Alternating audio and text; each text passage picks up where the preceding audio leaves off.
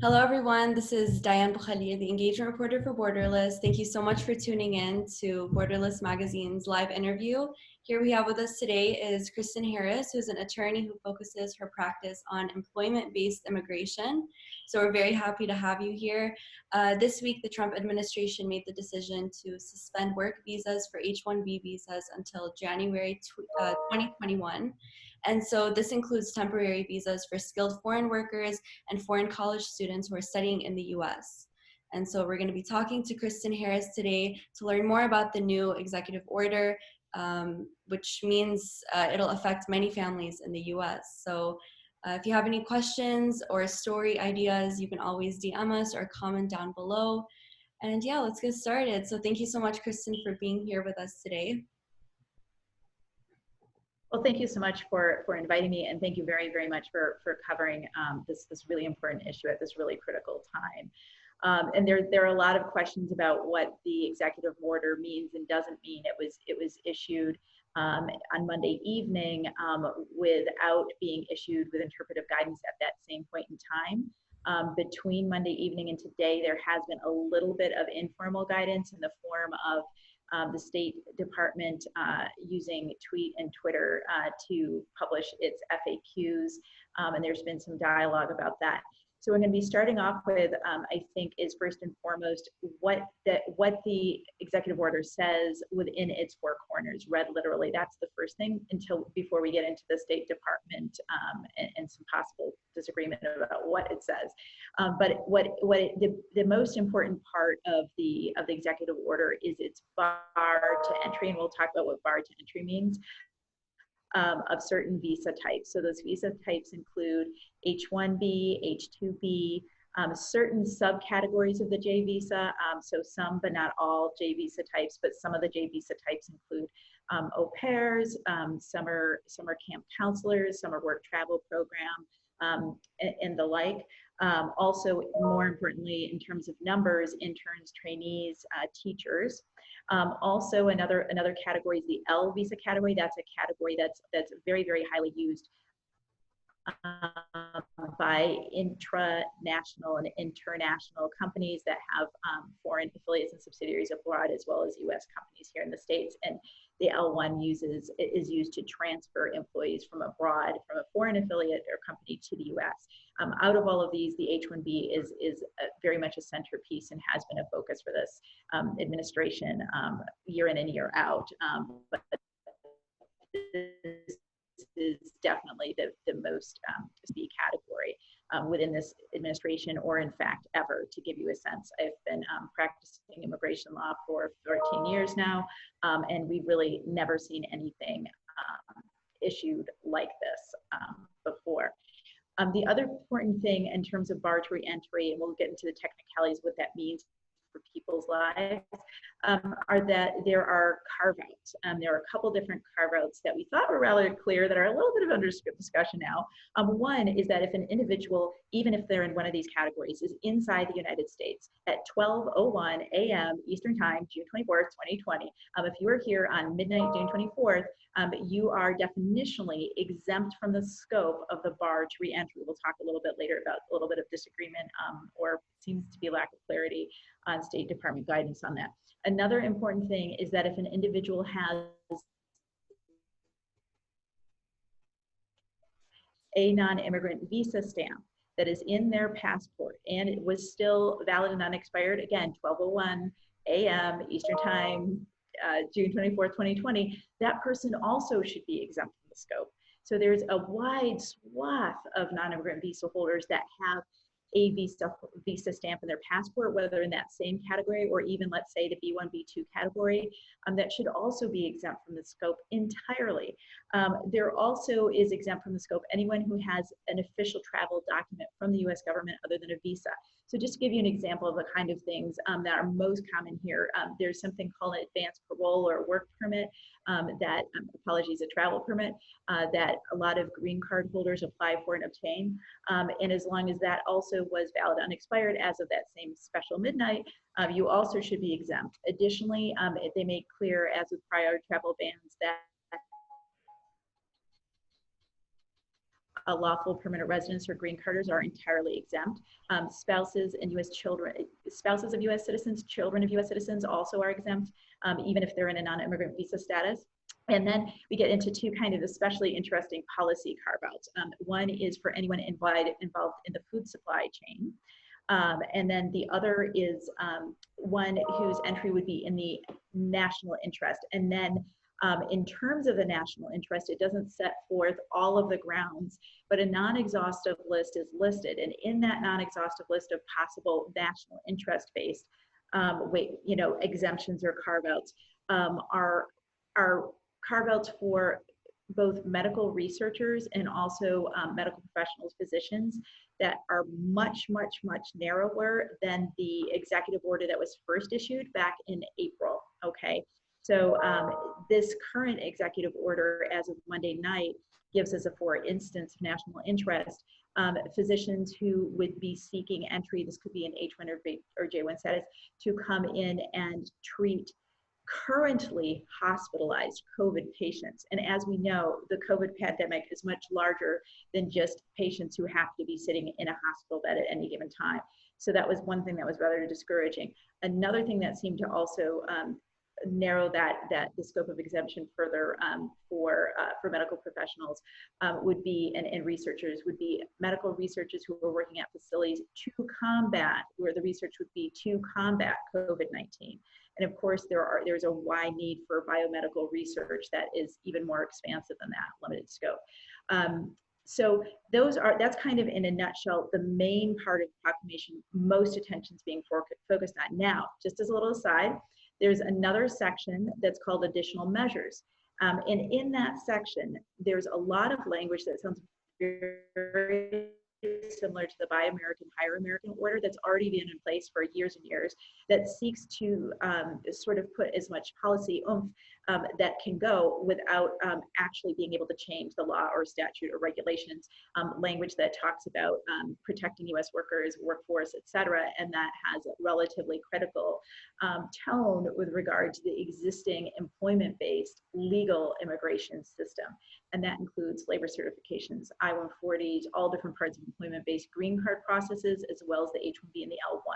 So whereas the main focus in the most important, certainly the most important material thing is about bar to entry provisions, they're also kind of waiting in the wings what's going to happen next if and when these agencies have given authority here to try to take additional measures, what those additional measures will look like. Yeah, thank you for that. Very informative.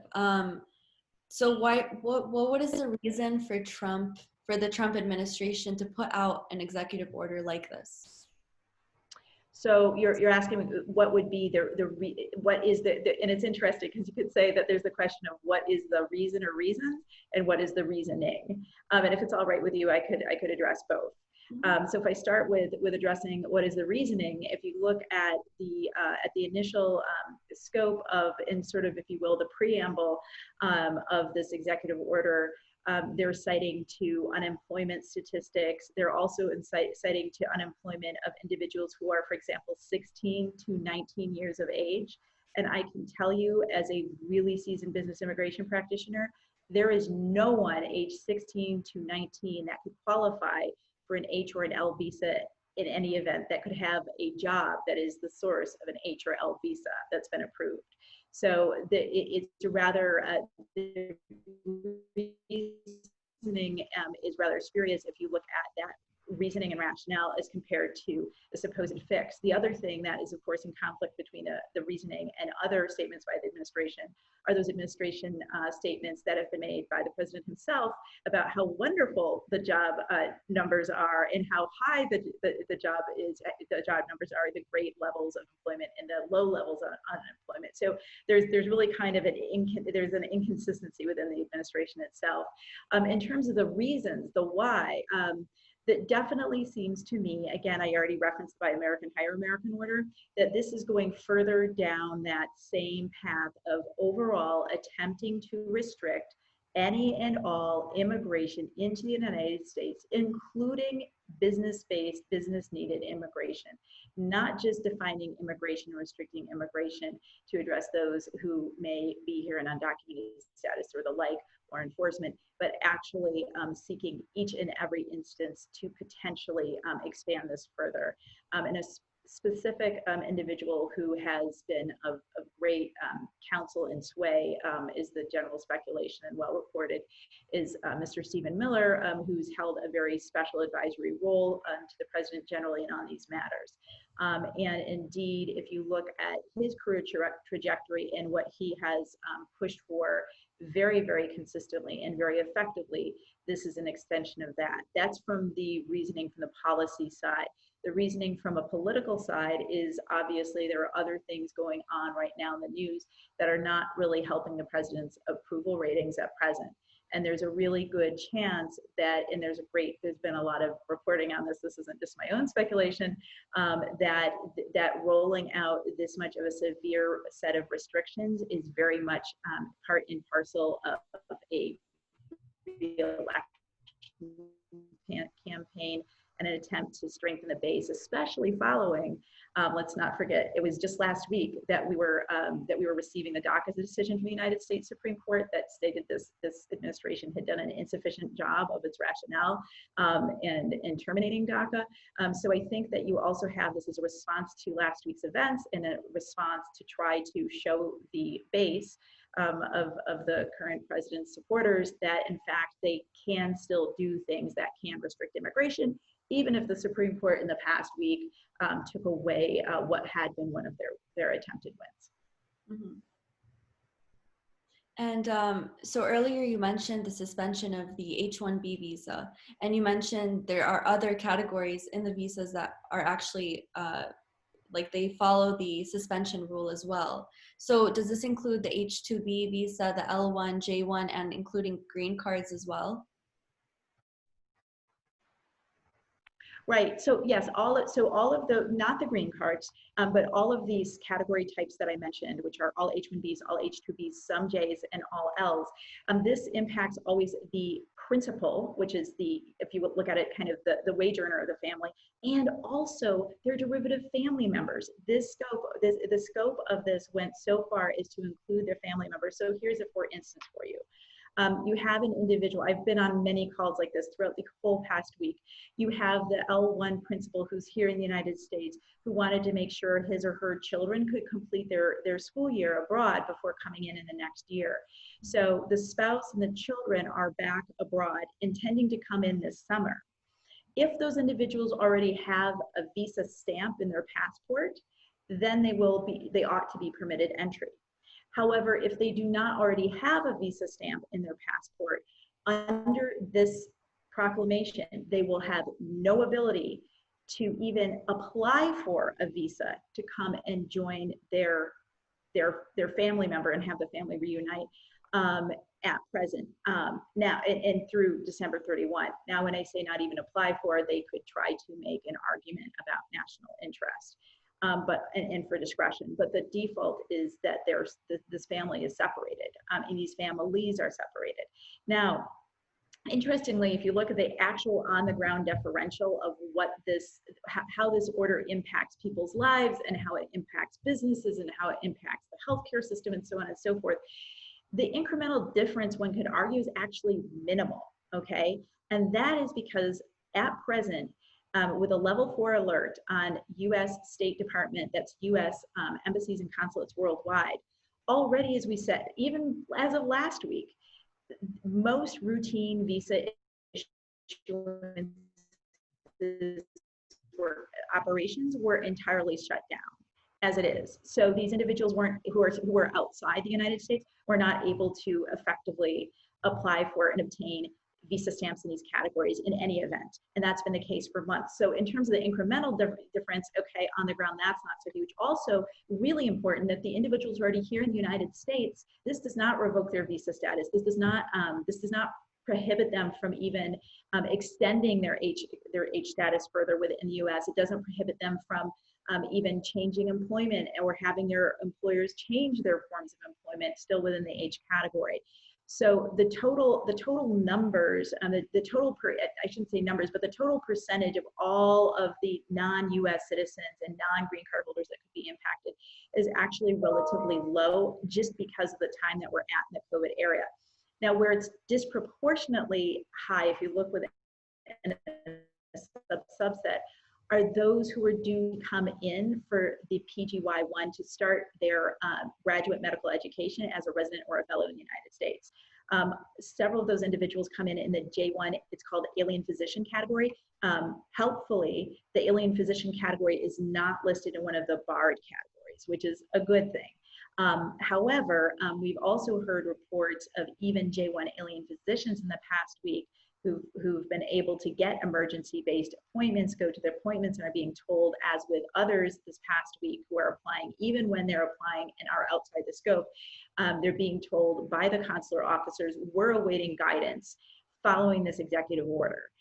So we're going to basically put your visa application on hold, and sometimes even it issued what's called administrative processing 221G letters, but we're basically not moving forward with your visa stamp and your visa application to come and start your graduate medical education. And their school year, as it were, is from July 1 to June 3. So this time is absolutely horrible in terms of academic medicine and the program year.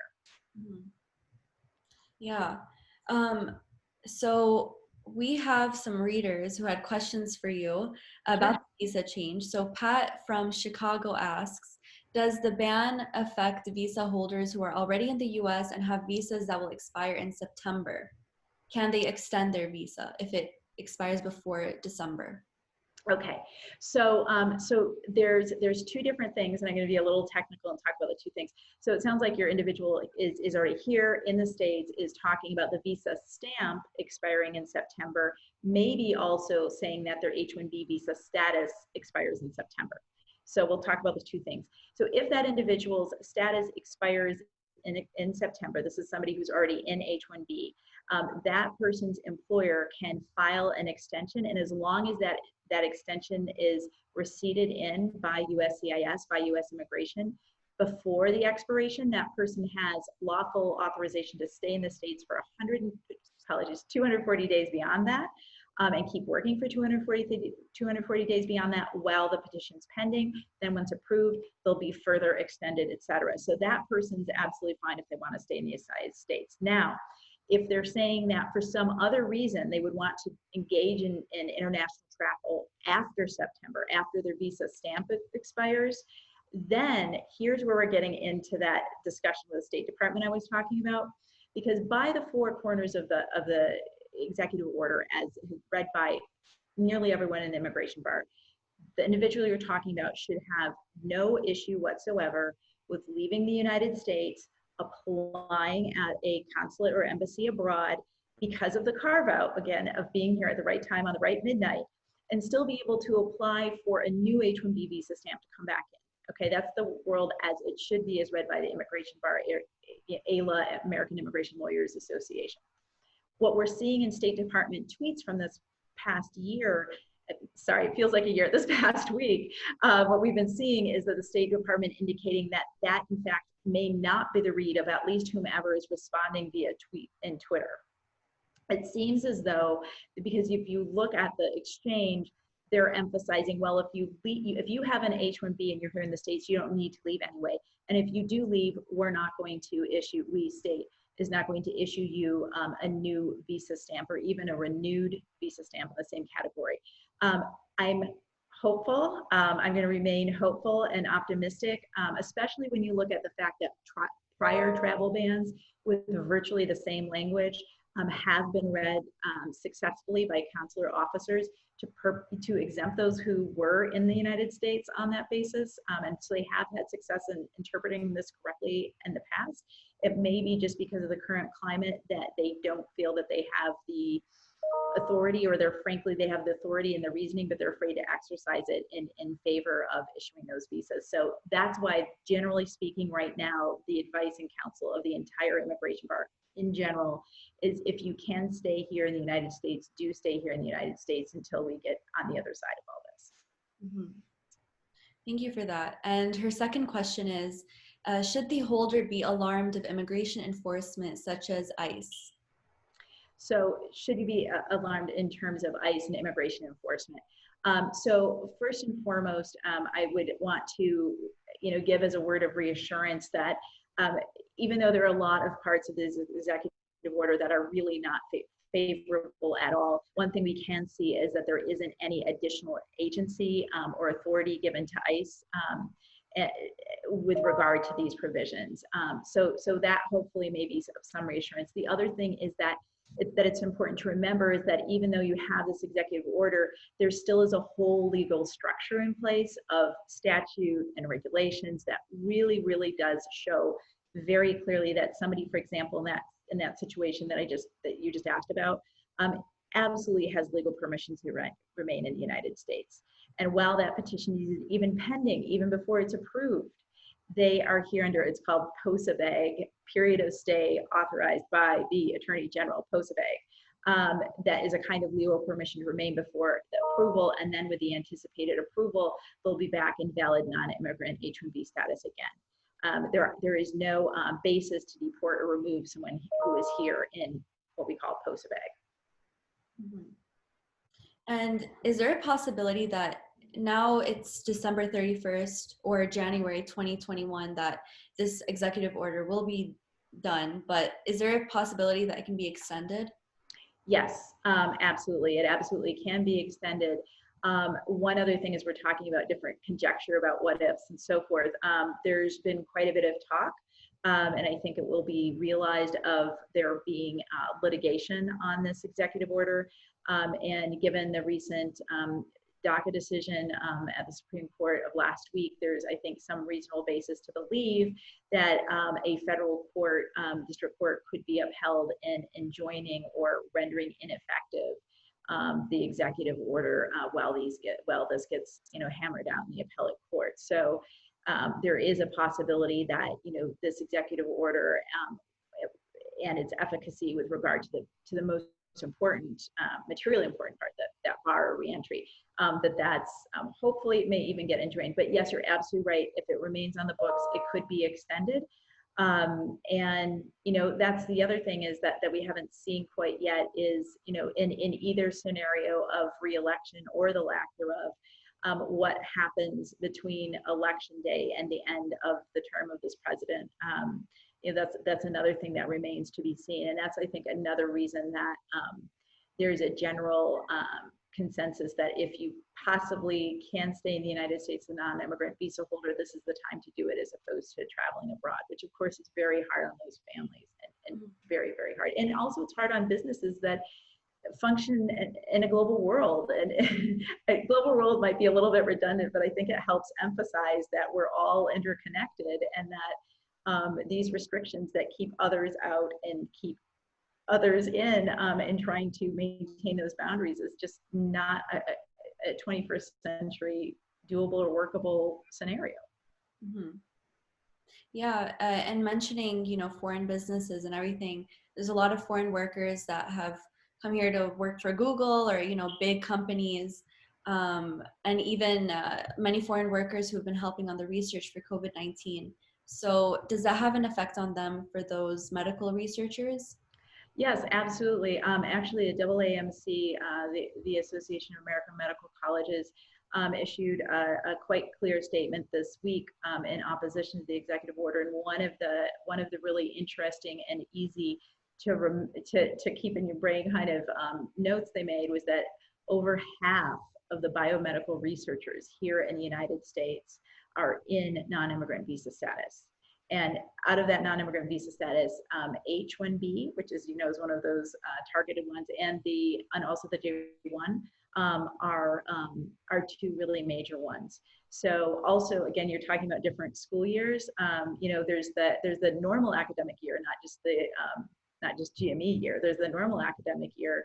And those postdoc researchers, et cetera, who are outside the U.S. trying to get a visa stamp appointment to come into the States now may have a really difficult time. And, at the time that these different grants were applied for and won, and, multi-year, when you're talking biomedical research, you're talking about multi-year planning and projects, and for that matter, funding from the U.S. government. And those projects could now be seriously delayed at a time that we really do need effective biomedical research. Mhm. Well, thank you so much. Lastly, when was the last time we saw a rule like this? Okay, well, it's interesting in how you define a rule like this. So in terms of there's a lot of similarities in the language here that goes all the way back to not the very first travel ban, but the second or third version of the first travel ban that's sometimes called the Muslim travel ban, in terms of scope and in terms of what sections was cited to and so forth. But in terms of categories and in terms of the speed to which this change was effectuated overnight, there and without notice, unless you call like newspaper reports that, of leaks that there were reports this may be happening. I mean, when you have something issued on a Monday that goes into effect that week, it does not permit businesses, individuals, professionals, families, researchers, scholars to do any kind of planning whatsoever.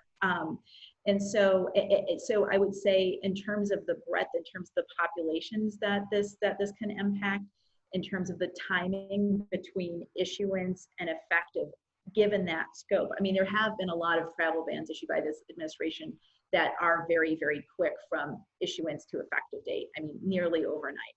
So that part is normal to this administration. But I can also say before this administration, this kind of executive order is really, really unheard of. The other thing I can say is that that's unlike the other COVID-related travel bans, which are kind of until further notice, and that can, be the other, COVID-related travel bans can always have an individual go to another place that doesn't have such COVID outbreak for 14 days and then still come into the state. So it's a much more health care and public health policy related COVID ban, right, as opposed to this one, which is economic. If you look at this one, to go from today, or I should say this week, June, all the way through December 31, 2020, that's a really long period of time, particularly in the life cycle of H's and L's. One other little thing I just realized we didn't touch on, but that is important about that time period, is that you have quite a few H-1B workers, candidates outside the United States whose employers filed for them in this H-1B cap lottery all the way back in March, when the world looked so different.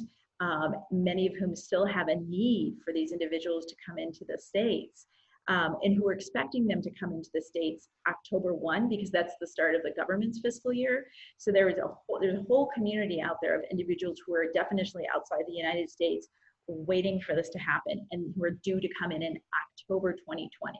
And October is right in the middle of that effective period, right? So this could be incredibly disruptive to the businesses, individuals, families, everything who are planning on coming in on October 1. Mm-hmm.